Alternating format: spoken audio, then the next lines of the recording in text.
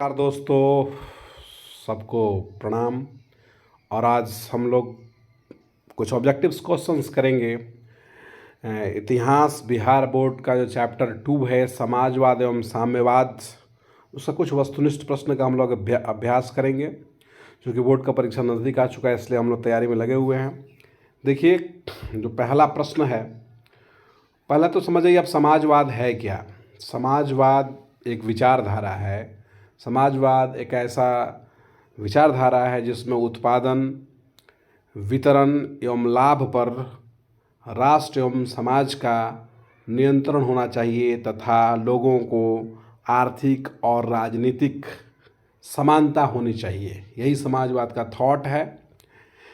और ये समाजवाद का जो विचारधारा है वो पूंजीवादी के ठीक उलट है, ठीक उसके विपरीत है। इसे से रिलेटेड हम लोग को पढ़ना है, पहली समाजवादी क्रांति कहाँ हुई थी और कहाँ इस विचारधारा को सफलता मिली थी। तो वो रूस था। उस संदर्भ में हम लोग चर्चा कर रहे हैं। अभी देखिए, पहला प्रश्न जो है, रूस में कृषक दास प्रथा का अंत कब हुआ। ठीक है, ये सवाल है, रूस में कृषक दास प्रथा का अंत कब हुआ। तो 1861।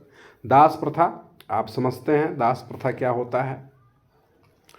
उस टाइम में, प्राचीन समय में, यूरोप के अंदर जो वो लोग बहुत से उपनिवेश बनाए थे, अफ्रीकन कंट्रीज से बहुत से लोगों को बुलाते थे और अपने गुलाम के रूप में रखते थे, दास के रूप में रखते थे और उनसे बहुत ज़्यादा काम करवाते थे, उनका शोषण होता था।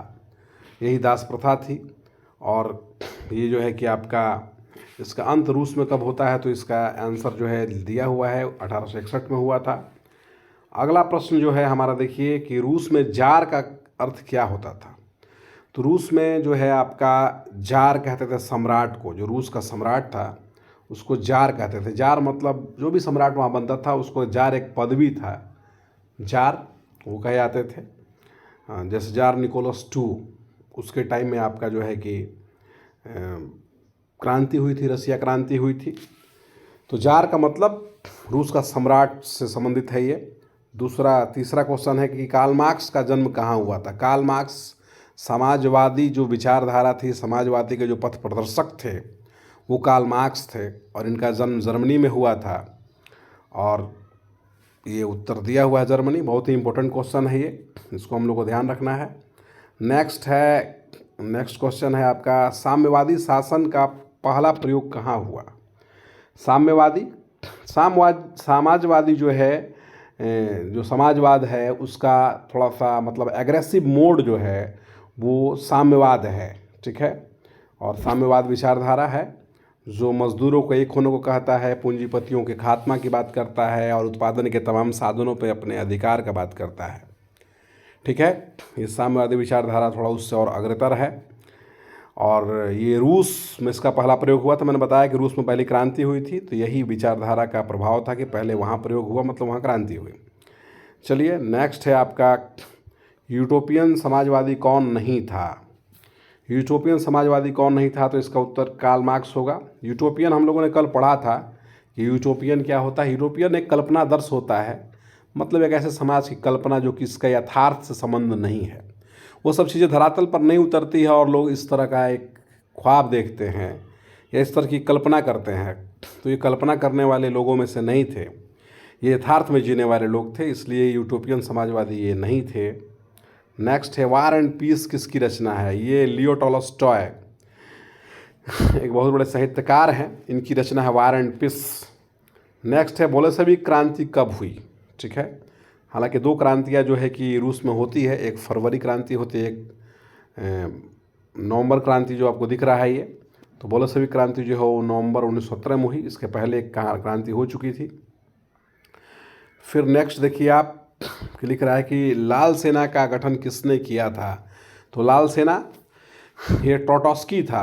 ये आपका एक, मान के चलिए कि जो क्रांति करने के लिए आपका जो लेनिन के सहयोगी के रूप में ट्रोट्स्की थे और इन्होंने अपना एक सेना बनाया था जो इनके समर्थक कार्यकर्ता और जो जनता थी उनको मिला करके सरकार के खिलाफ लड़ने के लिए, वही लाल सेना था।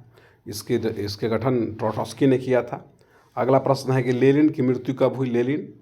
लेनिन जो था वो रूस का नायक था, उसके ही नेतृत्व में क्रांति हुई थी। और लेनिन की मृत्यु 1924 में होती है। ब्रेस्ट-लिटोव्स्क की संधि किन देशों के बीच हुई थी? तो एक संधि है जो कि रूस और जर्मनी के बीच में हुआ था, इसको ध्यान रखना है हम लोगों को, रूस और जर्मनी के बीच में हुआ था। नेक्स्ट क्वेश्चन है, फ्रांसीसी समाजवाद का विकास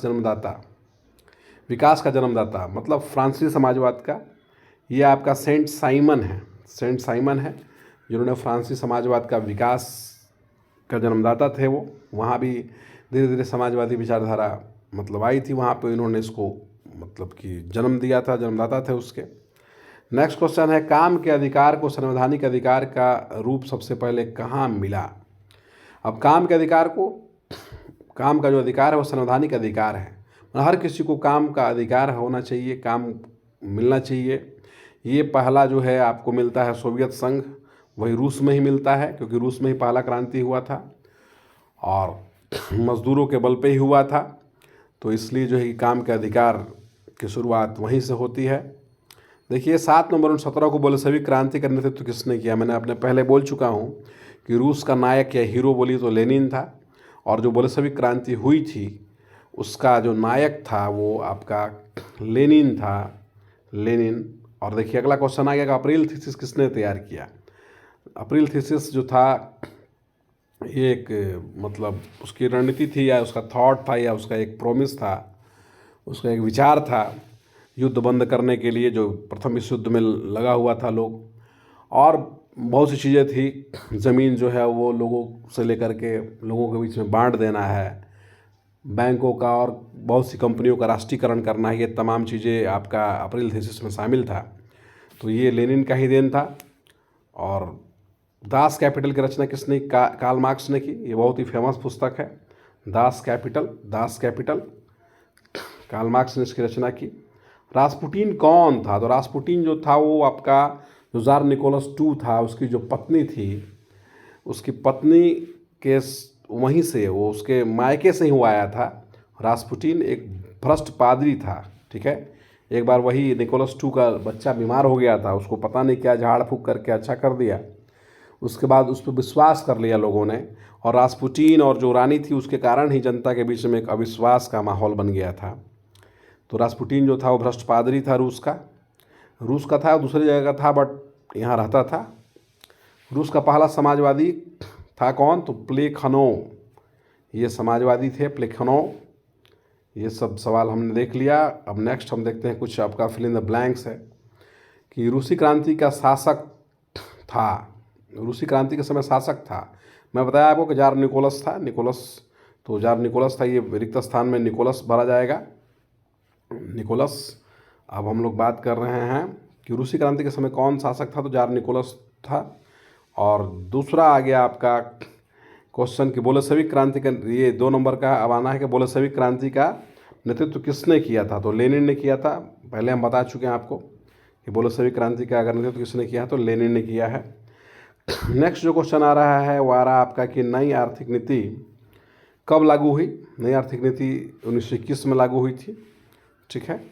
नई आर्थिक नीति 1921 में लागू हुई थी। अगला एक रॉबर्ट ओवन, ये भी एक बहुत बड़े मतलब समाजवादी थे, इन्होंने भी कुछ प्रयोग किया था। ये ब्रिटेन के थे, समाजवाद के लिए इन्होंने कुछ प्रयोग किया था।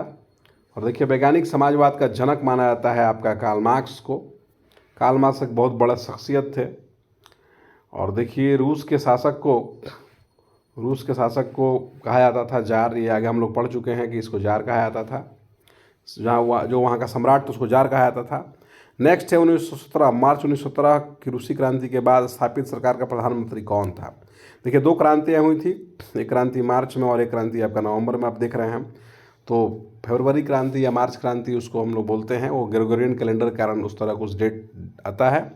तो ये क्रांति का जो हुआ था उसका जो प्रधानमंत्री बना था उसका नाम था केरेंस्की, ठीक है। तो सवाल अगर होगा कि भाई मार्च क्रांति जो रूसी हुई थी उसके बाद कौन प्रधानमंत्री बना? केरेंस्की बना था, और दूसरे के बाद जो है कि आपका पावर में लेनिन आया था, ये ध्यान रखिएगा आप लोग। नेक्स्ट है लेनिन के दल का नाम क्या था? तो बोल्शेविक दल था। वहाँ 2 दल थे, मोनोशेविक दल और बोल्शेविक दल। तो लेनिन का जो दल था उसका नाम था बोल्शेविक दल। लेनिन के नेतृत्व में अक्टूबर क्रांति हुई थी, जो कि आपका अक्टूबर क्रांति कहते हैं हम लोग, उसको फरवरी कहते हैं, इसको अक्टूबर कहते हैं, ठीक है। तो ये आपका अक्टूबर क्रांति जो है आपको दिख रहा है, मगर डेट जो है वो आपका वो नवंबर में जाता है, क्योंकि ग्रेगोरियन कैलेंडर के हिसाब से काउंट करते हैं तो वो कुछ आगे डेट बढ़ जाता है। ठीक है, कुछ दिन ऐड होता है उसमें अक्टूबर में, तो नवंबर घुस जाता है। चलिए, खूनी रविवार की घटना कब घटित हुई थी? ये 9 जनवरी 1905 को हुई थी। इसको ब्लडी संडे बोलते हैं। एक पादरी के नेतृत्व में एक जो थे वो एक बहुत बड़ा जुलूस जो है आपका निकला था, जो जा रहा था आपका राजा के पास, तो उन्होंने वहाँ पर से गोली चलवा दिया था। उसमें बहुत से लोग मारे भी गए थे, इसलिए इस संडे को, इस रविवार को खूनी रविवार कहते हैं। और 1905 की घटना थी। इसके बाद उस देश में एकदम क्रांति का माहौल हो गया था। नेक्स्ट है आपका कि ये 3 नारे, भूमि, शांति और रोटी, दिया किसने दिया था? ये जो अप्रैल थीसिस था ना, उसी का ये अप्रैल थीसिस समझिए इसी में है, क्योंकि भूमि जो है लोगों में बांट दिया जाए, आवाम में, और शांति मतलब युद्ध रोक दिया जाए, और लोगों को रोटी दिया जाए। ये नारा जो था वो आपका लेनिन का था, और बहुत प्रभावशाली नारा था, और इस नारा ने काम किया था। देखिए, लाल सेना का गठन किसने किया था? फिर वो क्वेश्चन दोहरा दिया गया, जिसका है नाम है ट्रोट्स्की। ये लेनिन का सहयोगी था। साथ ही साथ आपका आ रहा है जॉर्ज निकोलस द्वितीय सत्ता कब त्याग दिया? तो क्रांति जब हुआ उस समय त्याग दिया उसने। क्रांति 1917 में हुई थी।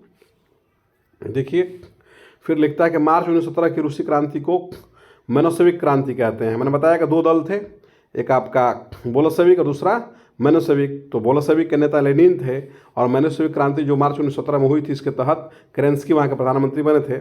तो ये तमाम जो क्वेश्चन थे दोस्तों ऑब्जेक्टिव्स के, बहुत ही महत्वपूर्ण और इम्पोर्टेंट है। इसको हम लोग को देखना है। चलिए आगे। ओके मित्रों, दोस्तों, बाय बाय।